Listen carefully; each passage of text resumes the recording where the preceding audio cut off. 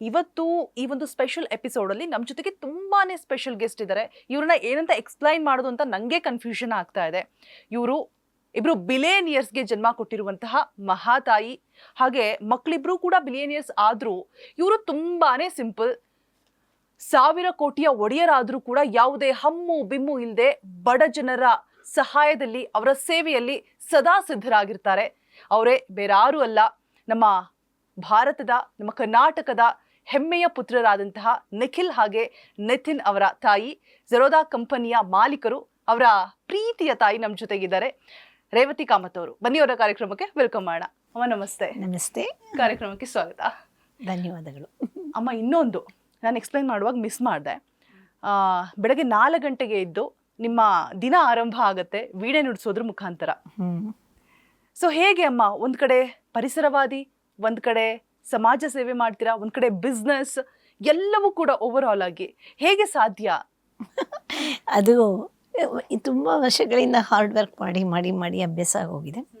ವೀಣೆ ಅನ್ನೋದು ಅದೊಂದು ಕೆಲಸ ಆಗಲ್ಲ ನನಗೆ, ಅದು ರಿಲ್ಯಾಕ್ಸೇಷನ್. ಇವಾಗ ನಾವು ಮೆಡಿಟೇಷನ್ ಮಾಡಿದ್ರೆ ಹೇಗೆ ನಮಗೆ ಮೈಂಡ್ ರಿಲ್ಯಾಕ್ಸ್ ಆಗುತ್ತೋ ಹಾಗೆ ವೀಣೆ ನುಡಿಸಿದ್ರೆ ರಿಲ್ಯಾಕ್ಸೇಷನ್ ಆಗುತ್ತೆ. ಅದೊಂದು ವರದಾನ ದೇವರಿಂದ ನಮ್ಗೆ ಬಂದಿದೆ, ನಮ್ಮ ತಂದೆಯಿಂದ ನನಗೆ ಅದು ವರದಾನವಾಗಿ ಬಂದಿದೆ.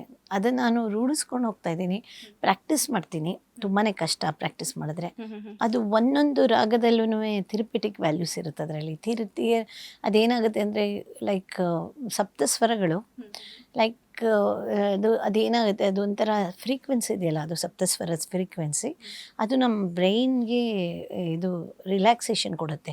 ಆ ಫ್ರೀಕ್ವೆನ್ಸೀಸ್ ಅಂತ ಬಂದಾಗ ಆ ವೈಬ್ರೇಷನ್ ಇದೆಯಲ್ಲ, ಅದು ಫುಲ್ ನಮ್ಮ ಬಾಡಿನಲ್ಲಿ ಒಂದು ಪಾಸಿಟಿವ್ ಎನರ್ಜಿ ಕ್ರಿಯೇಟ್ ಮಾಡಿ ರೇ ಅಂದಾಗ ಅದು ಈ ಪೋಷನಲ್ಲಿ ಬರುತ್ತೆ. ಇದು ಸಪ್ತ ಸ್ವರಗಳು ನಮಗೆ ಇದಕ್ಕೆ ನಮ್ಮ ಷಟ್ಚಕ್ರಕ್ಕೆ ಭಾಳ ಸಂಬಂಧಪಟ್ಟಿದೆ. ನಿಮಗೆ ಗೊತ್ತಿರೋ ಹಾಗೆಯೇ ಮೂಲಾಧಾರ ನಮ್ಮ ಬೆನ್ನಿನ ಲಾಸ್ಟ್ ಮೂಳೆಯಿಂದ ಸ್ಟಾರ್ಟ್ ಆಗುತ್ತೆ. ಮೂಲಾಧಾರ ಅಂದರೆ ನಮ್ಮದು ಅದು ಎಂಥ ವಿಚಿತ್ರ ಜಾಗದಲ್ಲಿ ಇದೆ ಮೂಲಾಧಾರ ಅಂತ ಹೇಳಿದ್ರೆ, ನಮ್ಮ ಯೂರಿನಲ್ಸ್ ಮತ್ತು ಲೆಟ್ರಿನ್ ಮಾಡೋದ್ರ ಮಧ್ಯ ಇದೆಯಲ್ಲ, ಅಲ್ಲೊಂದು ಸಣ್ಣ ಜಾಗದಲ್ಲಿ ಮೂಲಾಧಾರ ಮೂಲಾಧಾರ ಇರುತ್ತೆ, ಹುಟ್ಟೋದೇನು ಇರುತ್ತೆ. ದೇವ್ರ ಸೃಷ್ಟಿನೇ ಒಂದೊಂದ್ಸತಿ ಅದ್ಭುತ ಅನಿಸುತ್ತೆ ನೋಡಿ. ನಮ್ಮ ದೀಕ್ಷಿತರಿಗೆ ಎಷ್ಟೋ 1000 ವರ್ಷಗಳ ಹಿಂದೆ ಅವ್ರಿಗೆ ಆ ಮೂಲಾಧಾರದಲ್ಲಿ ಗಣೇಶ ದೇವರ ಸ್ಥಾನ ಇದೆ ಅನ್ನೋದು ಕುಂಡಲಿನಿ ಜಾಗರಣ ಅಂದರೆ ಅದೇನೆ.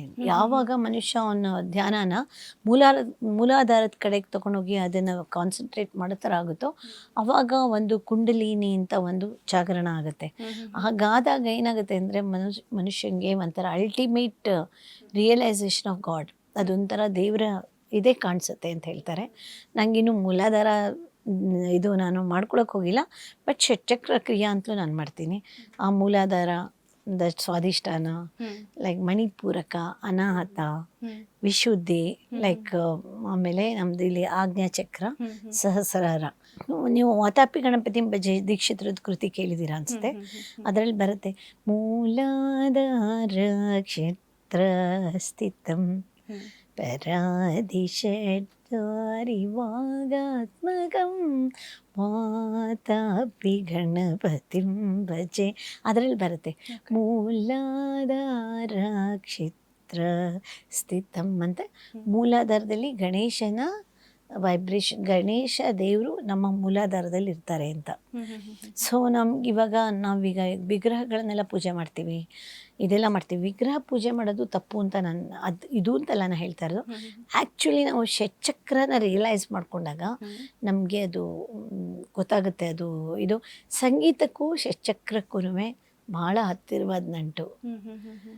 ಇದರಲ್ಲಿ ಸಂಗೀತದಲ್ಲೂ ಸ ರಿ ಗ ಮ ಪ ದ ನಿ 7 ಸ್ವರಗಳು.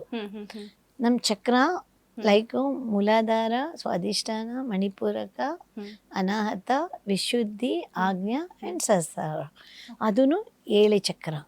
ಈಗ ಹಾಗಾಗಿ ನಮ್ಮ ಸಪ್ತಸ್ವರಗಳಿದೆಯಲ್ಲ, ಸಪ್ತಸ್ವರಗಳು ಒಂದು ಅದ್ಭುತ ಶಕ್ತಿ. ಅದು ನಮ್ಮ ಸಪ್ತಸ್ವರಗಳಲ್ಲಿ ಇದು ನಮ್ಮ ಇದು ಇದೆ, ನಮ್ಮ ಷಟ್ಚಕ್ರಗಳ ಪ್ರಭಾವನೂ ಇದೆ. ಆಮೇಲೆ ಅದು ವೀಣೆ ಎಷ್ಟು ವಿಚಿತ್ರ ಅಂತ ಹೇಳಿದ್ರೆ, ವೀಣೆಯ ವಾದ್ಯ ಇದೆಯಲ್ಲ, ವೀಣೆ ವಾದ್ಯದಲ್ಲಿ ನಮ್ಮ ಎಲುಬುಗಳಿದೆಯಲ್ಲ, ಸ್ಪೈನಲ್ ಕಾರ್ಡ್ ಇರುತ್ತಲ್ಲ, ಸ್ಪೈನಲ್ ಕಾರ್ಡಲ್ಲಿ ಹೇಗೆ ಅದನ್ನು ಸೃಷ್ಟಿ ಮಾಡಿದಾರೋ ಅದೇ ಥರ ನಮ್ಮ ವೀಣೆನೂ ರೀಡ್ಸನ್ನು ಮಾಡಿದ್ದಾರೆ. ಅದೊಂದು ತುಂಬಾ ಒಂಥರ ನಂಬಲಾರದ ಸತ್ಯ, ಮತ್ತು ಅದನ್ನು ಇದು ನನಗೆ ನಮ್ಮ ರವಿಶಂಕರ್ ಆರ್ಟ್ ಆಫ್ ಲಿವಿಂಗ್ ಗುರೂಜಿಯವರು ಇದ್ದಾರಲ್ಲ, ಅವ್ರು ಭಾಳ ಚೆನ್ನಾಗಿ ಎಕ್ಸ್ಪ್ಲೇನ್ ಮಾಡ್ತಾರೆ ಅದನ್ನು. ಲೈಕ್ ಅವ್ರು ಭಾಳ ಅದ್ರ ಬಗ್ಗೆ ತಿಳ್ಕೊಂಡಿದ್ದಾರೆ. ಸೊ ನಾನು ಚೂರು ಪರು ತಿಳ್ಕೊಂಡಿದ್ದೀನಿ. ಸೊ ವೀಣೆ ಅನ್ನೋದು ಸರಸ್ವತಿಯಿಂದಾನೇ ಬಂದಿರೋದು. ಯಾರು ಅದನ್ನು ಮಾಡಿದ್ರು ಅಂತ ಇದುವರೆಗೂ ಯಾರೂ ಕಂಡುಹಿಡ್ದಿಲ್ಲ. ಹೇಗೆ ನಮ್ಮ ತಿರುಪತಿ ದೇವಸ್ಥಾನದ ಬಾಲಾಜಿ ಎಲ್ಲಿಂದ ಬಂತು, ಹೇಗೆ ಬಂತು, ಅದರದ್ದು ಕಲ್ಲು ಯಾವ ಕಲ್ಲದು ಯಾರೂ ಕಂಡುಹಿಡಿಯೋಕ್ಕಾಗಿಲ್ಲ. ಕೆಲವೊಂದು ಸತ್ಯಗಳು ನಮ್ಗೆ ಅರಿದೇ ಇರೋದು ನಡೀತಾ ಇರುತ್ತೆ ಪ್ರಪಂಚದಲ್ಲಿ. ಸೊ ಅದರಲ್ಲಿ ಇದೊಂದು ಸಂಗೀತ ಒಂದು ಅದ್ಭುತ.